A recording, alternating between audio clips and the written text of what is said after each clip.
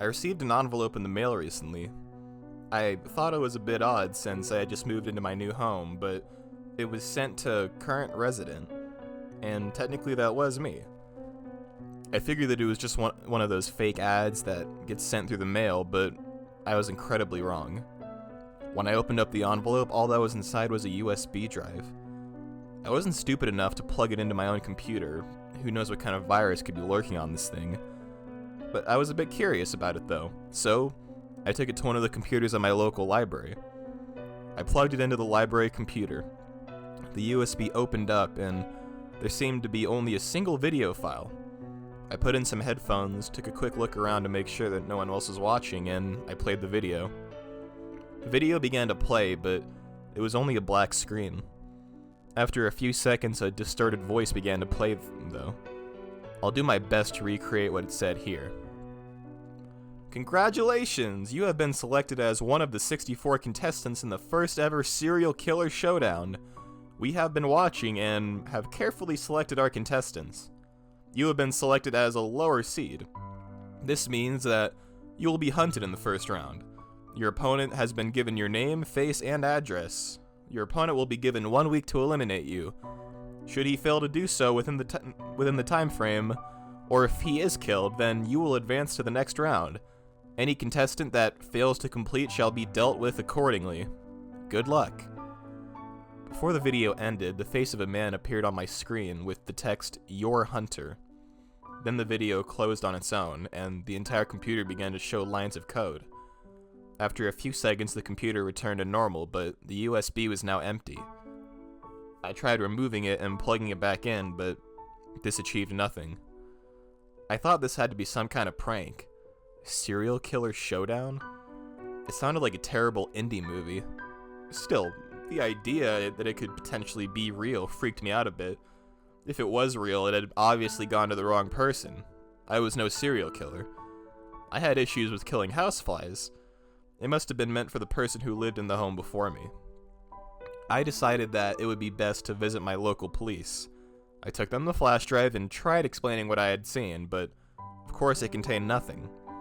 They probably thought that I was high or crazy, but in the end I got them to accept the flash drive, and they said that they would send it off to text to get it examined.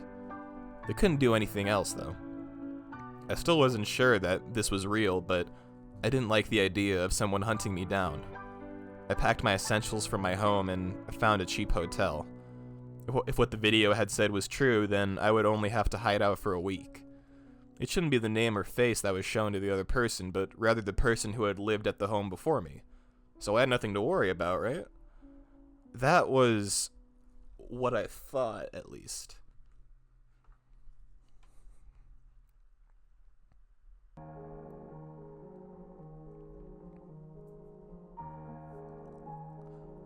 On the third day of living away from my new home, I decided to drive by my house after work. I just wanted to take a peek because I was certain that I had just let paranoia get the best of me.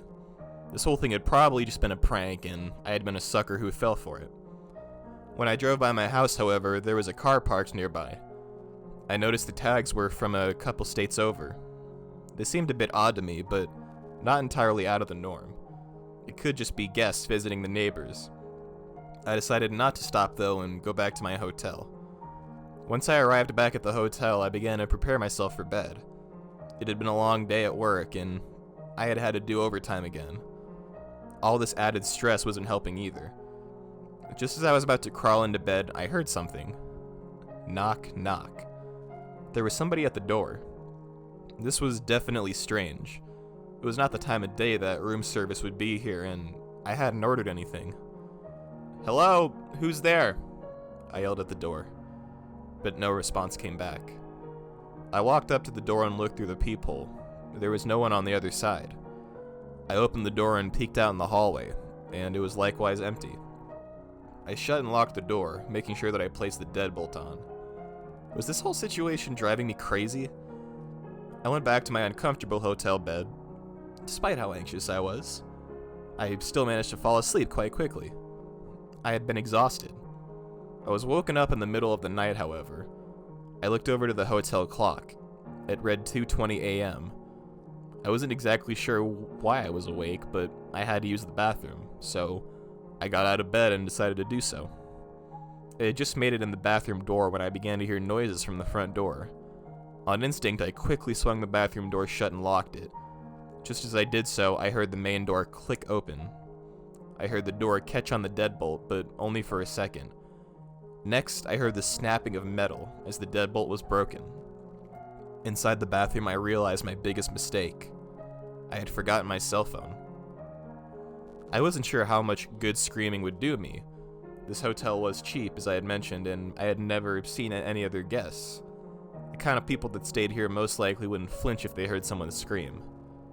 I began to scour the bathroom for some type of weapon. There really wasn't much. I turned on the coffee maker all the way up and poured some water inside, then I armed myself with a plunger I had found in the corner. I guess the intruder hadn't immediately realized that I had hidden the bathroom because he seemed to walk in the hotel bedroom first. I thought about making a run for it then, but my wallet, keys, and phone were all in the bedroom. Not to mention that I wasn't in the greatest part of the city, and it was the middle of night. I felt like a cornered animal. After spending a few minutes in the bedroom, I heard the intruder's footsteps come back towards the front of the room and closer to me. Eventually, he paused directly in front of the bathroom door. Knock, knock. "Listen, I don't know who you are, but you have the wrong guy," I shouted at the door. My pleas fell on deaf ears, though. I heard the man take a few steps back, and then he began to ram the door. It didn't entirely break on the first strike, which was surprising, seeing how shitty this hotel was. I knew the door most likely wouldn't withstand the second strike, though, so I began to ready myself. I took a deep breath as I heard the man take a few steps back again. The stranger barreled through the door this time. As he did, I doused him in the now boiling hot water from my coffee pot. My aim had never been better as it splashed directly on his face. He immediately recoiled. I took this opportunity to swing with all my might with the plunger. The first strike only made him fall to his knees, but the next few got the job done. I didn't kill him, but he was certainly going to have a huge headache when he woke up. I called 911 and they came to pick him up. I was brought back with them for questioning. Once again, I explained to them about the flash drive, and once again, they thought I was crazy. Considering the events, they took my story a bit more seriously, but in the end they didn't seem entirely convinced. The man who had attacked me had been from a few states over. This raised some red flags with the police. He didn't have a previous record, though. They would have to look more into him in order to find a motive. After a few hours of seemingly pointless questions, they released me. I had just hoped that this whole thing was over. I was given my things from the hotel room, and I decided to just go back to my home. The man chasing me was apprehended now, so I shouldn't have anything to worry about. Just as I walked through the front door, I heard an odd ring come from my phone. I hadn't remembered setting that sound to anyone. In fact, I had never heard that ringtone before. I pulled out my phone to see that I had one new message from a name that was just a random assortment of numbers and letters. This is what it said. "Your opponent has failed their task. Welcome to round 2.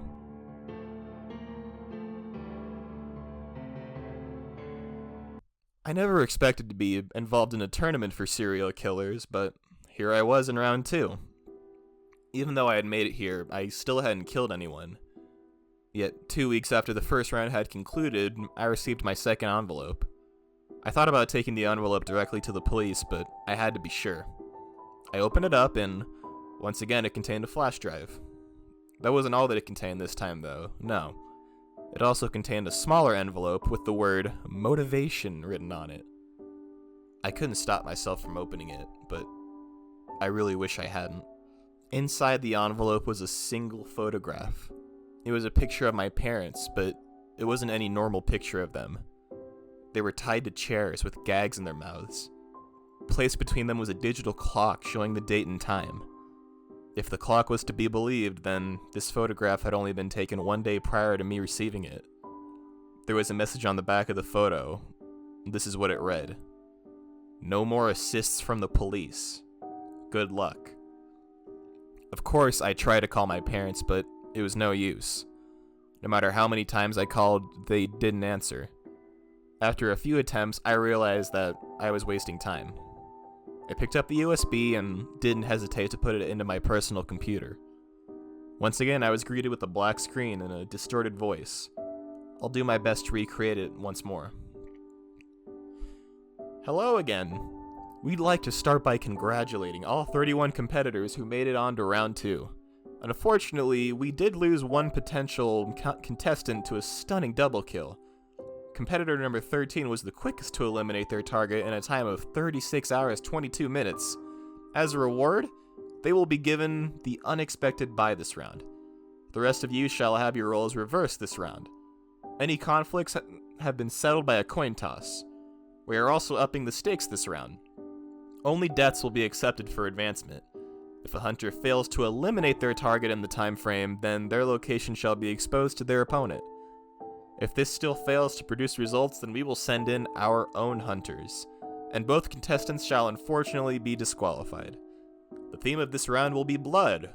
Whoever has the bloodiest finish will receive a bonus going into the next round. Good luck!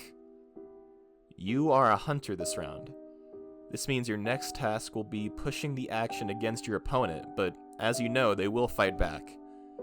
You have been given a 12-hour head start in order to make travel plans. You have 1 week to eliminate your target. We hope that we have provided you with the adequate motivation to perform this task. You will have 30 seconds to copy this information about to be shown on the screen. After this message, a face popped up on my screen. Along with the face of a man, there was a text at the bottom of the screen. The text provided me with the man's address, name, place of work, and the car he drove. I tried to take a screenshot on my computer, but all my controls were locked. I quickly got up and sprinted to get a pen and piece of paper. I was barely able to finish jotting down the information before I was once again met with the lines of code and an empty flash drive.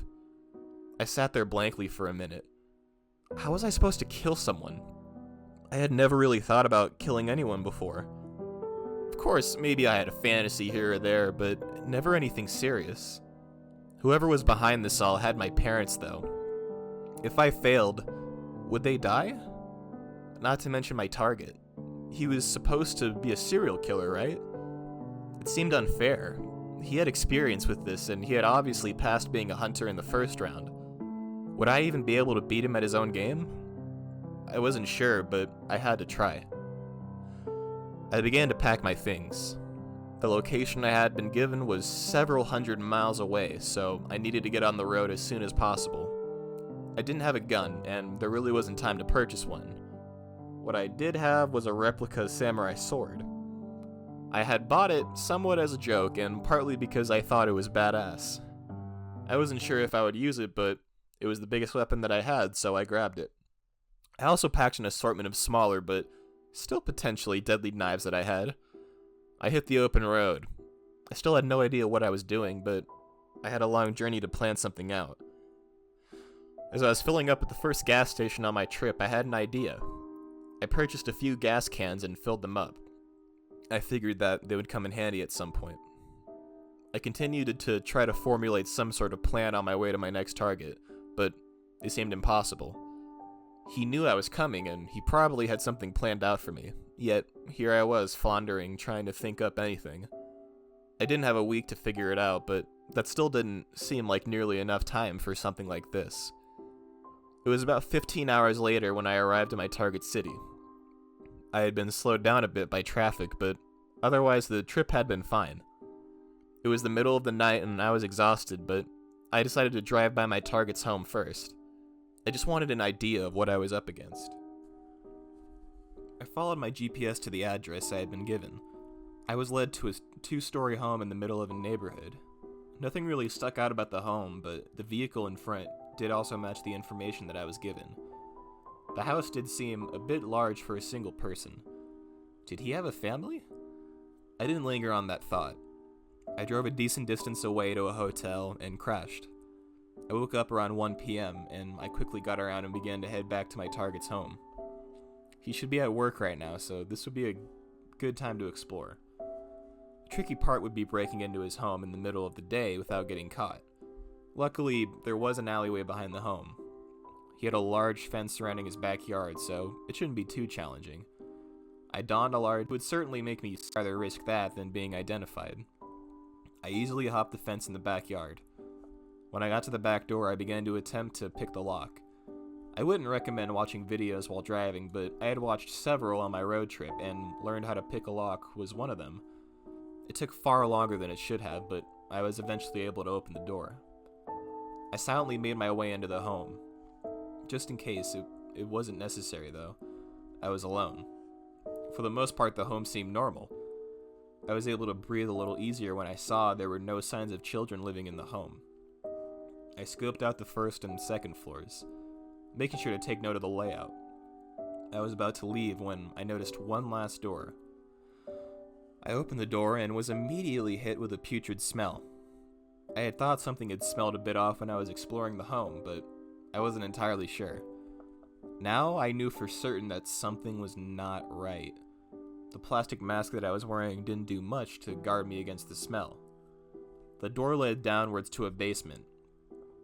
I absolutely did not want to go down there, but I knew I had to. The further I went, the more intense the smell became. The bottom contained a small room. There wasn't much to the room, but in one of the corners there was a large freezer. I knew immediately that the freezer was the source of the smell. I approached it, knowing what I would find inside. I braced myself before opening the freezer. After a deep breath, I opened it to see what it contained. If you guessed it was a body, then you guessed correctly. It was a girl in her mid-30s. She was well into the process of decomposing, but I'm sure the freezer had slowed it down somewhat. Was this his previous target? My thoughts were cut short as I heard something. I turned and looked into the opposite corner to see what had made the noise. There was a camera, now fixated on me. I moved out of range of the camera and watched as it continued to follow me. It was watching me. I sprinted out of the home. He knew I was coming, but now he knew that I was here. I was supposed to be the hunter, yet here I was running again. I got back in my vehicle and retreated back to the hotel. I still had no clue what to do. I wondered how many cameras that man had. The one in the basement couldn't have been the only one. Had he been watching me the whole time that I invaded his home? I knew I was a bit of an underdog here, but I had hoped to have somewhat of an advantage. I decided that it was all or nothing. I was going to wait until night, then I would return to the home. One of us had to die. I just hoped that if it was me, then my parents would be released. Night came all too quickly. I prepared my weapons as well as myself. It could have very well been my last night alive. I could only justify what I was about to do by knowing that what might happen to my parents, and knowing what this man must have done to the girl in the basement. I once again made my way to the man's backyard. This time I brought along the sword and a few knives. I had also made a makeshift Molotov cocktail. I wasn't sure if I would be able to use it, but it was one of the few things that I knew I could easily do. When I reached the back door, I had prepared myself to pick the lock again, but I didn't need to. The door had already been unlocked. It didn't feel right, but I was already committed. I slowly stepped inside. I immediately noticed that the door to the basement was open, and that the light was on. I wasn't sure if he was down there, but I knew I didn't want to go back down, so I tossed and threw it down the staircase. It burst into flames and slowly began to spread. I heard frantic movements coming from below. I moved out of the way of the door and placed my back against the wall while drawing my sword. I began to hear rapid footsteps coming up from the stairs. I took a deep breath when they were almost at the top. I wound my sword back and began to swing it downwards. My swing connected with the man, but it wasn't a direct hit. The moment that he saw me, he had jumped sideways, just in time to dodge what would have been a killing blow. His right arm, however, wasn't so lucky. It had come off clean, along with what it was holding. His now disconnected arm fell to the floor and dropped the gun it had been gripping, a silenced pistol. The man fell to the floor, gripping the stump that had once contained his arm. The cut had been surprisingly clean, and was bleeding a lot less than what I would have expected. After a moment, the man made an attempt with his left hand to go for the gun, but I simply kicked it away. Please don't do this. They have my wife. I had to do it. I have to save her. The man pleaded with me, now on his knees. I'm sorry. This was the last thing I said before I swung my sword once more. This time the man's head came off clean. I watched it roll to the bottom of the basement. I had to do it, I said to myself out loud. I had just killed a man. I felt the tears begin to roll down my face underneath the mask. I didn't have time to contemplate the situation anymore, though. The flames coming from the basement had now begun to spread further. I ran from the home as the flames continued to consume the home. I made it to my car and immediately began my journey home. I stopped along the way to burn the clothes I had been wearing, and I found a random field to bury the sword in. I didn't stop to sleep. I don't think I would have been able to anyways. It felt empty, like part of my soul had been taken from me. The worst part is, I knew it wasn't over. When I arrived home, I received what I expected. Another text. This is what it read.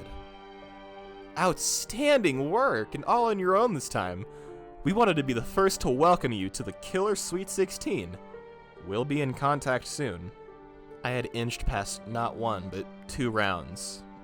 Now in a competition that was meant for serial killers. Now there was blood on my hands, though. I had played right into the hands of the people who had kidnapped my parents, but did I have any other choice? These people seemed to be watching my every move. Would the police even be any use? Speak of the police, they had contacted me shortly after my return from round 2. They had planned on charging my attacker with attempted murder. That was until they found him dead in his cell. He had used his bed sheets to hang himself. When the guards found him, he was already long gone. I was somewhat relieved from the news, but it also frightened me in another way. Had he really hung himself of his own accord, or was this some sort of punishment? I doubt I'll ever know, but I can have my suspicions. Almost a month went by, and there had been no third envelope. I was starting to go stir-crazy. These people still had my parents, and I had killed someone. I had reported my parents missing as soon as I had returned home, but of course the police had come up with nothing so far. I also doubted the fire covered up all my evidence I may have left behind. My anxiety had reached its peak. I was taking over the computer's sleeping pills to try and force myself to sleep, but even those weren't working anymore.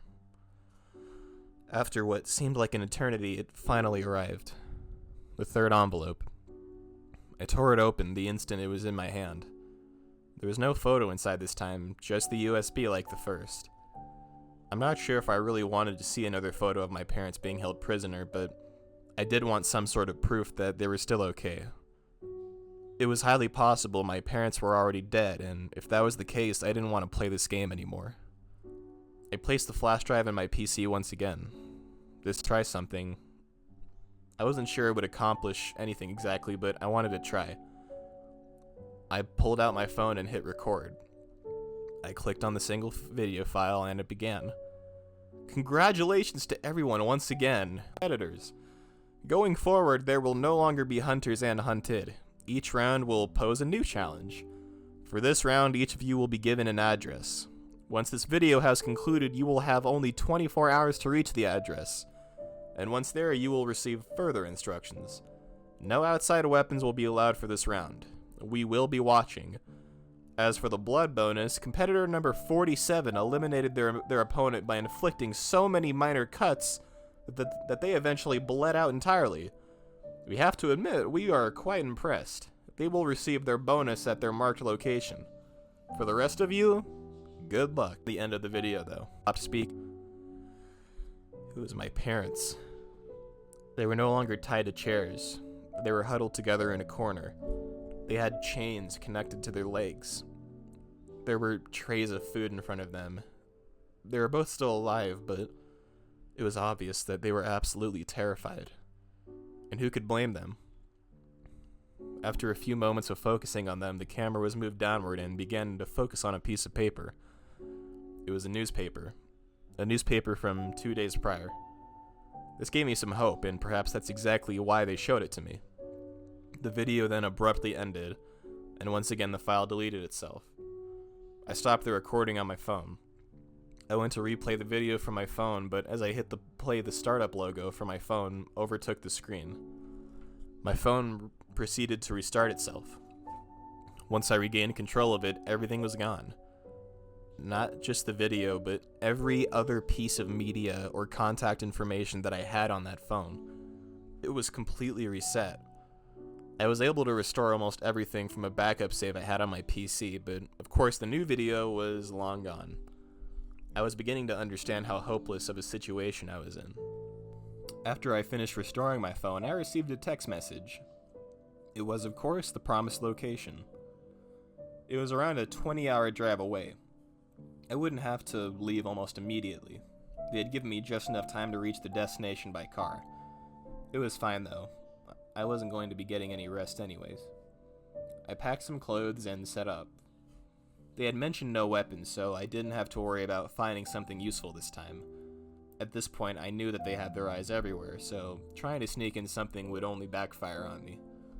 After minimal stops for gas and bathroom breaks, I arrived at the marked address, with an hour to spare as well.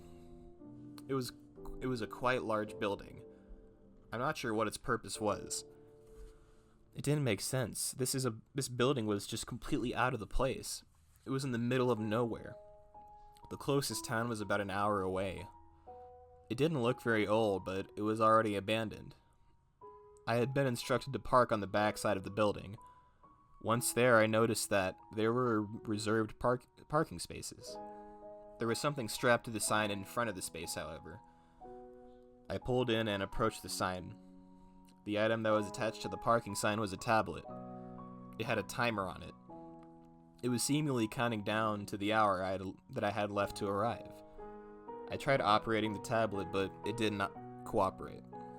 It seemed like I would have a little time to relax before receiving my instructions. I rested my eyes while I've waited for the timer to tick down. It would have been a bit ironic if I fell asleep now. Luckily, that didn't happen. I opened my eyes just as the timer was about to hit 0. Once it did, the tablet opened up and began to play the video. This is what it said. "Welcome! We're glad to see that you made it on time. You're probably wondering why we instructed you to come here. The building in front of you will be your arena for this round. Your matchup for this round is on the opposite side of the building. Any weapons you find inside of the building will be visible for this round. Any use of outside weapons will result in disqualification.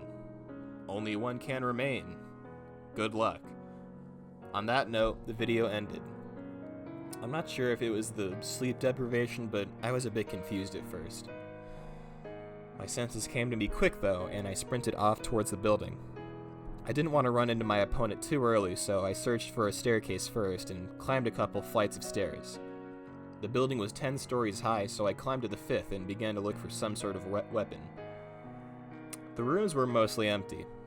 Finding a usable weapon wasn't easy, but I managed to find a decent-sized pipe in one of the bathrooms on the floor. I also found throwing stars by one of the windows on the floor, but I had no experience with them, so I left them. I wouldn't be able to make use of them, and they would only take up space. It seemed like this floor was a dud. I went back to the staircase and climbed 2 more floors. Lucky number 7, right? Just before I entered the room, I heard the door at the bottom of the staircase swing open. Looks like my opponent was done with the first floor. I prayed that it had been a dud, like the floor had been. The 7th floor would turn out to be quite lucky after all. In the corner of one of the empty rooms was a wooden baseball bat with a gift ribbon attached to it. I dropped the pipe in exchange for the bat. The pipe was heavier, but the range of the bat was much better, and it was much easier to grip onto. In one of the rooms that appeared to be an office space, I found a satchel containing an assortment of smaller knives. As long as my opponent hadn't found something crazy like a gun, then I thought I had a decent chance. I wasn't sure if I should confront him now or continue searching for something better. That would also give him time to search though, and I had no clue what weapons he had already picked up. I decided that I would search the 10th floor, and after that I would confront whoever I was up against. When I entered the 10th floor, I was immediately greeted with a new weapon. It was a bow. There were only 2 arrows next to it. I had never shot a bow before, unless video games count. I had to take it though. This was my best chance at a ranged weapon. I searched the rest of the floor, but there didn't seem to be anything more useful than what I had already had. As I was making my way back to the staircase, I began to hear footsteps. Somebody was approaching. I quickly found a corner to hide behind and I waited. When I heard the person reach the top of the stairs, I peeked around the corner. The person I was looking at was a very large man. He looked like he could be an NFL linebacker. He was wearing a hockey mask, and in his left hand was a machete? Seriously? I got caught up in the moment and stared too long because soon enough his eyes had locked with mine. He raised the machete and pointed it at me as he slowly began to walk towards me. I took this opportunity to string the first of the 2 arrows. I aimed it directly at him and fired. He didn't even try to dodge, but he didn't need to. The arrow veered off to the side, coming nowhere close to the man. It turns out shooting a bow is much harder than it looks in a video game. I made the executive decision to run further back into the floor. As I began to do so, I felt a sharp pain in my right leg. I almost immediately tripped and found myself on the floor. On the ground, I could now see the throwing stars sticking out of my calf. Maybe I should have taken them after all. I could tell that it was in quite deep, and I wouldn't be able to run. The man continued to get closer. I had no choice but to attempt to use the second arrow. I pulled it back as he was only about 10 feet away. This time I managed to hit him directly in the center of his chest. This didn't seem to faze him too much, however. He continued menacingly walking towards me. Was this guy actually Jason? I began to scoot myself backwards as I tried to think of something I could do. It was no good. Soon the man was standing almost directly over me. He moved his machete overhead and began to swing it down. Last second, I was able to move the baseball bat in front of the swing. I'm not sure what wood this bat was made out of, but it was able to withstand the blow from the machete. The machete was now lodged halfway into the bat. I used this miracle as an opportunity to use my good leg to kick the man in the groin as hard as I possibly could. This caught him off guard, and he toppled over to the ground for just a moment. That was all I needed. I jumped on his back like a wild animal as I pulled out one of the knives from my satchel. I began to stab the man over and over. I continued to stab him even after he went limp. It wasn't until I noticed the blade had become dull that I finally stopped. I rolled over and took a good look at my leg.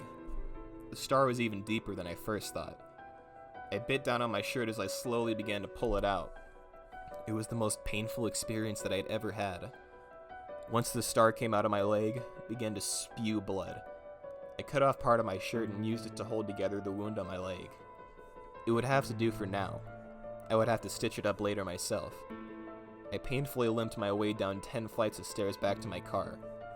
When I got back in my vehicle, the tablet I had been given was now flashing. I opened it to find my victory message.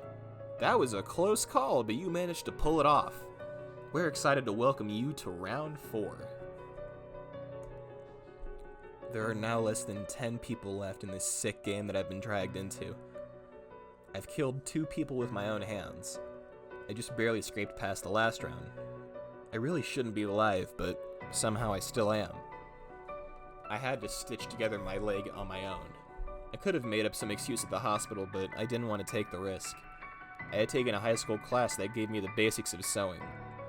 I just had to watch a few tutorials on YouTube, and a few bottles of liquor later, my leg was as good as new. I just have to hope that it doesn't get infected. I've noticed that I'm starting to lose more of myself. If I were to die now, I'm not sure if I would care. Just as long as my parents were released. I've been able to sleep again. I expected night terrors, but I haven't experienced them yet. I quit my job. I couldn't keep making up excuses for why I was missing. Despite this, money has still been flowing into my bank account. I can guess where it's coming from. It's just enough to pay my bills and feed myself.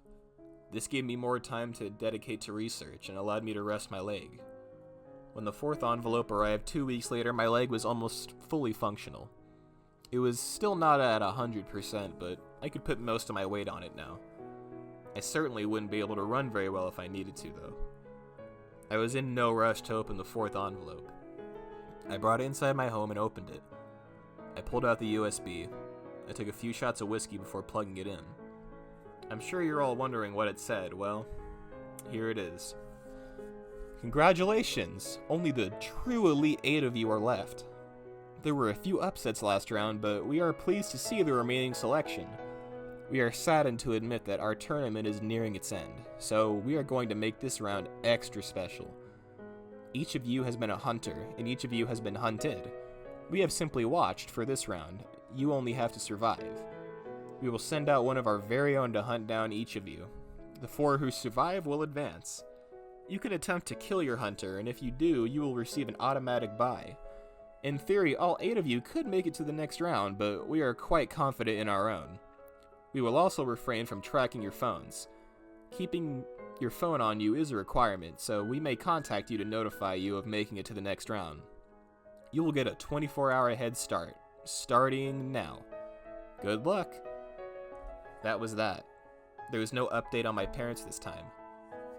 I finished the bottle of whiskey that I had before packing my things. I hadn't given up entirely, but I was close to the edge. Even if I won this whole thing, who could possibly be waiting for me at the end? I had dipped into my savings to buy a 9mm pistol during my wait between rounds. I was a bit surprised when I passed the background check for it, but this is America, and they don't exactly know what I've done yet. I hid the gun around my waist in a strap. Whoever they were sending after me almost certainly knew about it, but this was still the best weapon that I had. I didn't need to necessarily kill anyone this round, though. I just needed to outlast everyone else. I wasn't sure where I should go, so I just began to aimlessly drive. I wasn't sure if this would make it easier or harder to follow me. With about 6 hours left on my head start, I decided to get some sleep. I wasn't sure how long this round would take. I needed to rest while I could. I slept in a car on my dirt road. I didn't want to waste money on a hotel. Most hotels require ID, which I'm sure that they were tracking. I had pulled out enough cash from my account to keep me going for about a week. I wasn't going to use my cards. That too could easily be tracked. 3 days in and everything seemed to be going good. I hadn't seen any signs of being followed. I had traveled through a few states, mostly taking back roads, and I was now settled in the maze of dirt roads in the center of the country. My phone had lost signal out here, and I wondered if anyone had died yet. I parked to a stretch. While I did so, I decided to walk out into a cornfield. I'd never seen a corn plant up close, let alone thousands of them. I walked a bit into the field when I heard a car approaching. I stood still in my tracks. I wasn't sure if it was my hunter or possibly an angry farmer. Either way, I shouldn't be here. I heard the vehicle begin to slow down and eventually come to a stop. I still refused to move. They could guess that I was in the field, but they wouldn't know exactly where. I heard a door open and feet crunching against the dirt. Footsteps were next, but not towards me. They were to my car. Next, I would hear air quickly deflating from one of my tires. Well, that was unfortunate. If you come out now, I'll make this quick and mostly painless. Make me chase you, and it will be much worse. You're quite unlucky, though. 3 of the others are already dead. Once I finished here, we'll be able to start the next round. A voice said. It was distinctly male, but I couldn't recognize it. I still chose to not move. Well, I did slowly move, my hand towards my gun, but that was it. I grasped it in my hand and turned off the safety. A few minutes rolled by as the standoff continued. Have it your way. I almost feel bad for the farmer. I'm going to use one of your own techniques against you. He said this briefly before I heard a crash of glass to my side. I stood there for a few moments before I saw the first signs of fire approaching me. I had 2 options. Let myself be consumed by the fire, or sprint out of the cornfield. As tempting as death sounded, I wasn't quite ready for it yet. I would at the very least put up a fight. I did my best to sprint out of the field back towards where my car had been. Gun in hand, I knew I was making a lot of noise, and my bad leg wasn't exactly cooperating with me. But it didn't matter at this point. When I emerged from the cornfield, I raised my gun and pointed it at no one. I saw no one as the world faded to black. I woke up. The room was dark, and my first thoughts were, am I dead? I tried to move any of my limbs, but I was unable to. Is this hell? Well, if it was, at least I would be free in a way. My hopes were shortly crushed, though, as light soon flooded the room. I could now see I was lying on my stomach. I must have been tied up because I couldn't move. Looking up, I saw in front of me an average-sized man. He was wearing a plain white mask. It only exposed his bright blue eyes. As colorful as they were, there was something menacing behind them. I told you I would have given you an easy death, but here we are. Now I'm going to have a little bit of fun. Even through the mask, I could tell that the man was smiling. He hadn't wanted me to just give myself up. This was exactly what he wanted. He pulled out a knife and began to circle me, eyeing me up and down. After a few moments, he seemed to have decided what he was going to do. He approached me and placed his knee on my back. I could sense as he delicately cut off the legs to my pants. Next, I felt as he grabbed hold of my previous injured leg. Then, I began to scream in pain as I felt the blade pierce my skin. He didn't stop there either. He continued to slice downward, even further than the previous wound had been. I knew my screaming was giving him satisfaction, but the pain was so excruciating, I couldn't help it. Once he finally felt satisfied, he removed the blade. As my screams began to die down, I could now hear a new sound. Laughter. This man was laughing at me while he tortured me. He removed his knee from my back and proceeded to kick me to flip me on my back. I'm pretty sure that he cracked a rib or two in the process. Now on my back, I watched as he brought the now bloody blade up to my face. He used this opportunity to wipe some of the blood onto my lips and under my nose. What's next? Do you have any suggestions? He said mockingly while playing with the blade. Oh, I got the best idea. I already took one of your ideas. Why not try another? He exclaimed. I wasn't sure what he meant at first. I would understand the horror that he had in store for me shortly, though.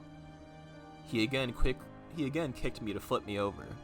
The momentum wasn't enough to flip me from off my back, though, so he pushed me over himself. The blade was now dug into my upper arm. He slowly began to bring it back and forth in a sawing motion. He intended to slowly cut off my arm. I once again began to scream as the pain was simply too much. This only lasted a few seconds, though, as a new sound entered the room.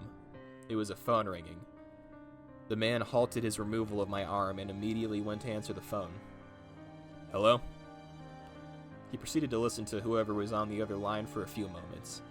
I couldn't make out what they were saying, but it must have been somewhat important for him to stop his fun.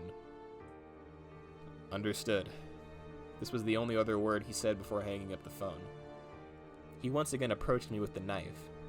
He didn't continue cutting into my arm, though. Instead, he freed the restraints on my hands. Well, it's your lucky day. I took a bit too much time playing with you. Another contestant was killed. You'll want to close that wound on your leg as soon as possible, though. There should be some supplies in the bathroom. Your things are in your car outside, and you'll need to change the back tire. Welcome to the Final Four. He said this as he walked away. It was obvious that he wasn't happy that he didn't get to finish, but whoever was in charge must have been even scarier than this guy. He then left me alone. Even though my hands were free, I was in so much pain that it took me 30 seconds just to move. Removing the restraints on my legs was an intense struggle. The new wound on my leg was bleeding profusely. I wasn't able to stand even once. I removed the rope, tying my feet together. I crawled to the bathroom where I was able to find a first aid kit. For whatever reason, there was also a container of Gorilla Glue in one of the cabinets. Once I had managed to clean away most of the blood, I managed to glue the wound on my leg shut. I wasn't convinced it would stay together, but it would have to work until I could stitch it up later. My shoulder wasn't as bad. I wrapped it in gauze and bandaged it. I managed to stand myself up, despite everything. I had to hop out to my car, though. Changing a tire under normal circumstances wouldn't have been a problem for me, but with one leg and a potentially broken rib, it was a nightmare. I was able to push through the pain. Despite everything, I was still alive. I wasn't going to let a flat tire be the death of me. After at least an hour of struggling with it, I managed to put on the spare. As I began the drive home, I couldn't help but hope that there was a long break before around 5.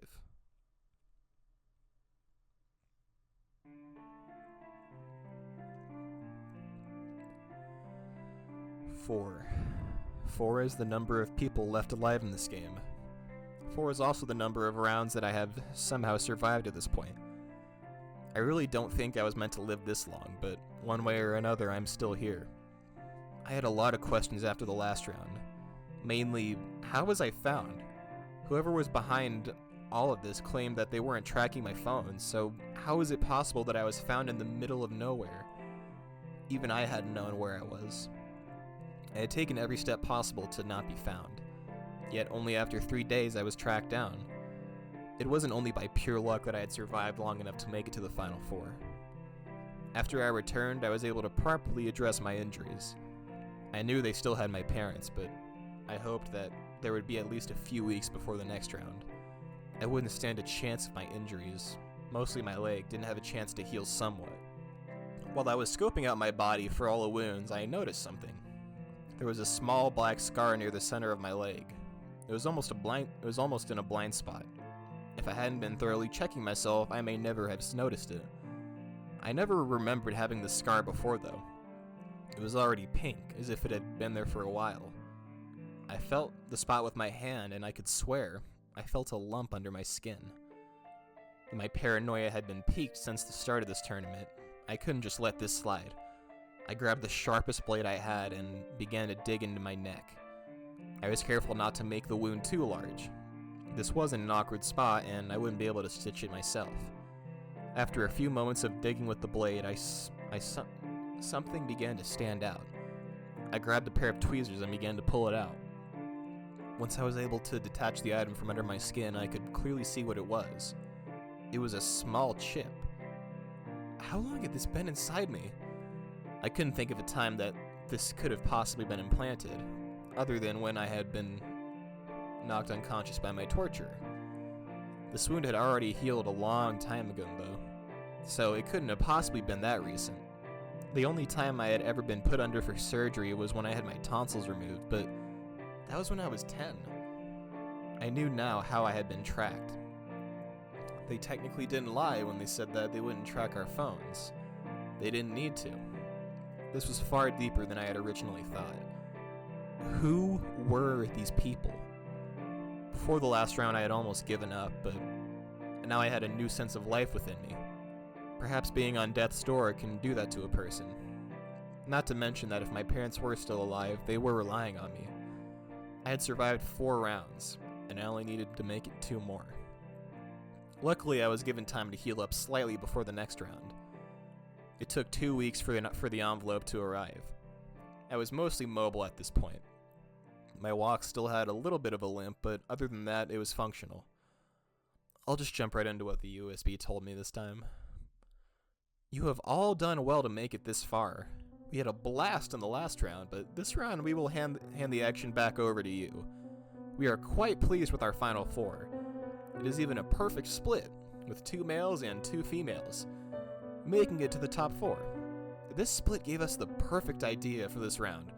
We're going to do this an old-fashioned boys versus girls showdown. We will send you a location to meet up at with your partner.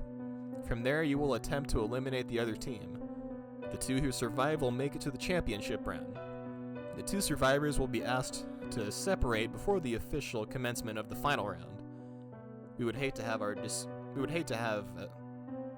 disqualify a competitor at the end of the tournament. Good luck. Great. It seemed that I would be forced into teaming up with another killer. This could make things easier, but it could also be far more dangerous. I had only killed 2 people at this point, so technically I still didn't qualify as a serial killer. I couldn't say the same about my potential partner, however. Once I received my location, I set out immediately. My gun was the only weapon that I took. The quicker this was over, the better. I wasn't going to try to overthink things at this point. The rendezvous destination was a gas station in a small town. It wasn't a normal small town, though. This was a ghost town. There wasn't another living person in sight. Until my partner arrived, that is. I was a bit anxious when I saw a large pickup truck pull into the gas station and park next to me. I kept my hand on my gun as a tall, slim man hopped out of the truck. After a moment, I too stepped out of my truck. Listen, I dislike this as much as you. I'm only here because they told me so. All we're up against is 2 girls. It shouldn't be a problem. Just let me handle it and you can run away at the end. Just get in that truck and watch like a good boy, okay? This is what the man had to say to me. I didn't feel like arguing, so I simply got in the passenger seat of his truck. If he wanted to take this on by himself, then that was fine by me. The less bloody my hands were, the better. I didn't feel like conversation, and it seemed like he was much the same. We sat in the truck a few minutes before receiving a text message at the exact same time. This is what it read. We see you have all met your partners. Fantastic! Your opposition for this round is located somewhere else in this town. Use whatever means necessary to eliminate them. We look forward to seeing who survives. That was it, and we were off. The truck we were in was quite large, and of course it was also loud. I'm sure our opponents could hear us, which wasn't ideal. I can't imagine that they would have a bigger vehicle though, so I guess there were pros and cons. My partner began to speed through town, looking for any signs of life. Our opponents were doing a good job of hiding though. Although the town wasn't huge, so we would almost certainly find them eventually. Eventually I spotted them. There was an SUV speeding in the opposite direction of us a few streets over. I pointed this out to my partner. He simply grunted and took off after them. After a few minutes, we were in a full-blown chase. They had a bit of a lead on us, but the horsepower of the truck was much superior to the SUV, and we were slowly gaining on them. The SUV did have the advantage when it came to turns, so they were able to take odd patterns in order to maintain some distance. We were still slowly inching closer, however. Once we got close enough, I watched as the female passenger pushed herself halfway out of her window and began to point something at us. I ducked almost immediately, after realizing that it was a gun. She began to take fire. You pussy, why are you ducking? She's a girl. She probably couldn't hit us standing still.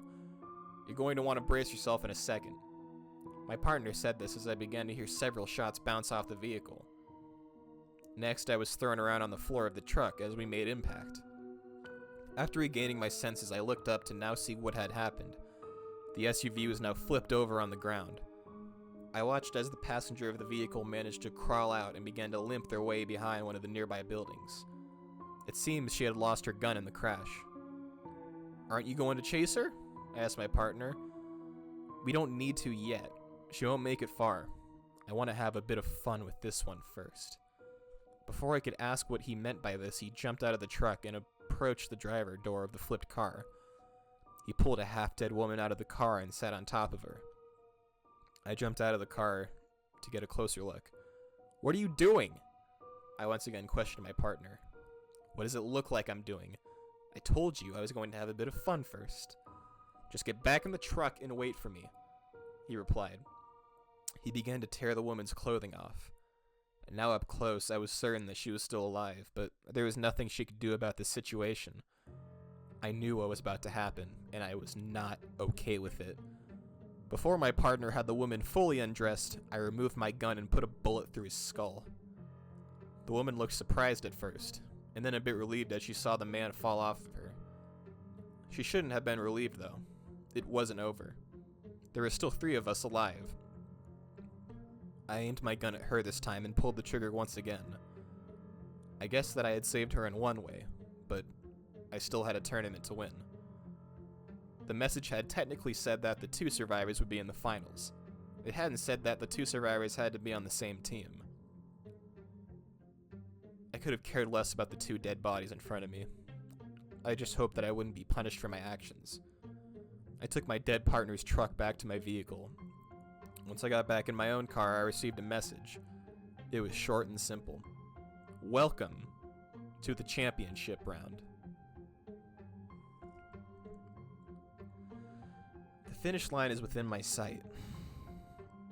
Only one other person stands between me and the end. I have now killed 4 people to get here.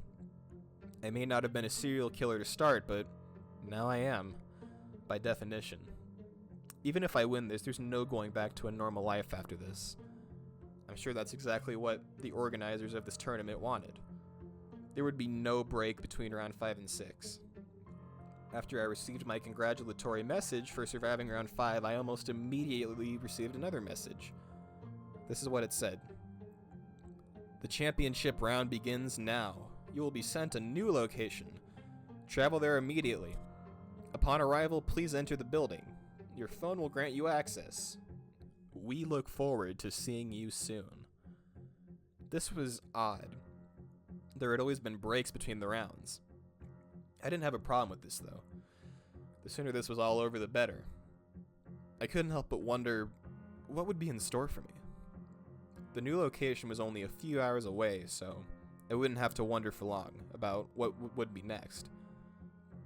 My opponent had been clearly injured in the crash, so I had a bit of an advantage there, although my leg still wasn't at full capacity either.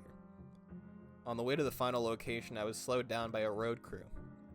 It was strange because they didn't seem to be working on anything. There were no other cars other than me waiting either. My progress was halted for about half of an hour before they finally let me proceed. It wasn't a huge deal, but my anxiousness made this stand out. Eventually, I did make it to the destination. It looked to be a storage-type building. I pulled up and approached the door. There was a slot next to the door that was exactly the size of my phone, so I placed my phone into it, and the door opened. My phone seemed to have been taken by the mechanism, though. Fantastic. I took a deep breath and stepped inside. What the fuck? I couldn't help but let these words slip out of my mouth as I stepped inside of the building. In front of me was a table, and on the table there was a woman. She was strapped firmly to the table. There was another table next to her holding all kinds of tools and blades. I hadn't gotten a good look at her before, but I was pretty sure this had been the woman who had escaped from the crash. She still had fresh wounds. This added to my theory, but why was she here like this? What's going on? I asked seemingly no one. A voice from an intercom began to blare. Welcome! We are pleased to see you have arrived. This is the championship round. The person in front of you is your opponent.